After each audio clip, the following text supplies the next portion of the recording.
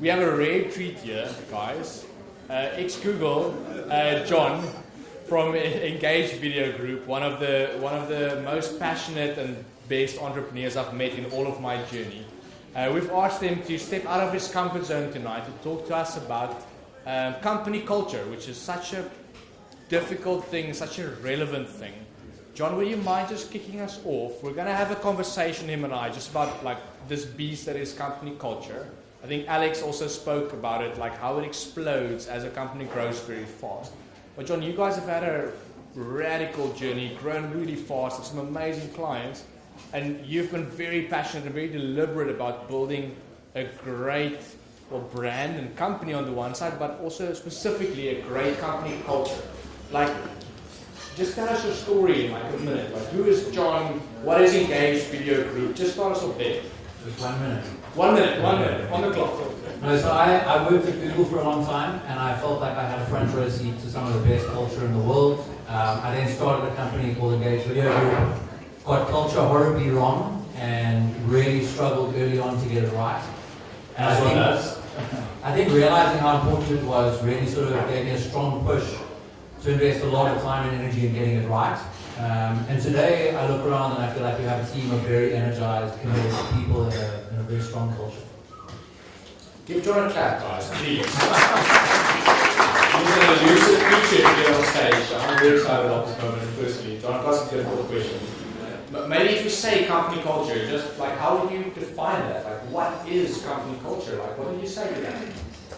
Yeah, so I remember when I first started, I read that quote which says, "Culture eats strategy for breakfast." And there were like 5 of us in an office, in a horrible office. And I felt like most of our team was a little bit miserable, and I was like, okay, our culture is not that good. And I really spent a lot of time trying to understand what culture was, especially when you've got 5 people in a small office. It's quite difficult to articulate what culture is. I think today, as I look back, I think culture is just all the things which you do in your own kind of way for the company. So how you think about salaries, how you think about how you treat your people, like to what degree you treat them with respect. I think all those kinds of things around, I think often culture is sort of thought of as like the foosball tables or like all the sort of perks, but I think you have to get so much right before you think about that. So like a very big one in our culture is everyone has to understand what their job is. They have to be able to describe it to you in a very neat, well-articulated way. And they have to know that if they do that job really well, they'll get paid well, they'll be rewarded for doing it well.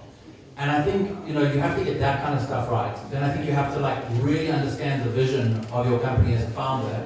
You have to really know what you're trying to build. And then you have to be able to articulate that to your team really well. And I think just getting those 2 pieces right, if everyone knows where you're going as a company, they know their role, and they know if they do their role well, they'll be well rewarded. I feel you've got like 60-70% of culture right. And none of those other things actually matter unless you've got those kinds of things right. The actual foundations of what it's like to work in your company. And I think like looking around and seeing unhappy people as a business founder is really not a good feeling, but I think the opposite is one of the best feelings you can get leading business. John, so you guys have gone through many stages of growth now. So how does culture change from being 5 people, like you mentioned in the room, where you have a lot of influence, to when you're 20, to when you're maybe 50, where you guys are at now? Like, what are the transitions in that process? And let's go with that first. Yeah, well I think when you start a business, you feel like you as the leader need to, I felt I needed to force the culture. Like reading, Culture Eats Strategy for Breakfast, I felt like I had to set the culture. And I think that's a lot of pressure on a founder. And I remember we did a lot of stuff which just didn't work. And I got a lot of negative feedback.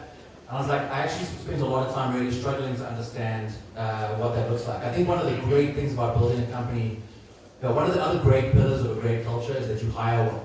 And I think if you've hired great people, then they will help you build that culture with you.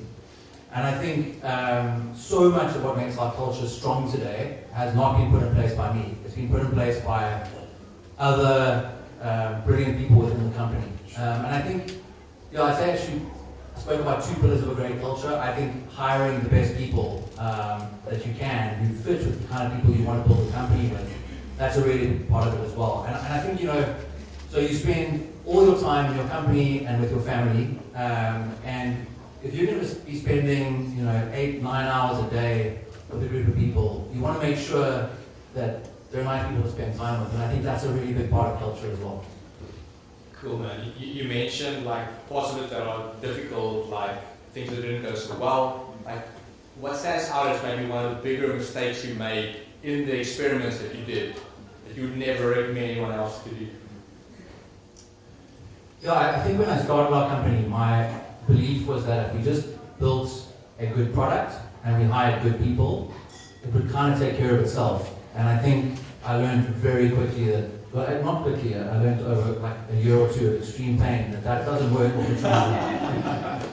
Honestly. And yeah, I think, I remember reading this, watching this Eddie Jones speech. He was, and for those who don't know, he's one of the greatest coaches of all time, maybe up until this last World Cup, regarded as the greatest rugby World Cup coach of all time. But he was in this soccer conference where someone asked him, they said, like, how do you get teams to win? And he said the most important thing he believes is getting teams to believe that they're part of something truly special. And if you can get that right, then they will go to the ends of the earth for you.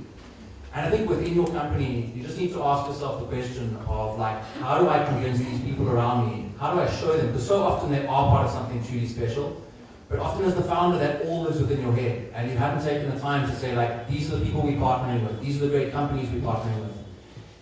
And so I think, like, we did something. We got our investors to come and do a presentation to our team. We got the CEO of our investor group to come and do a presentation. We got all our head clients to come and give presentations.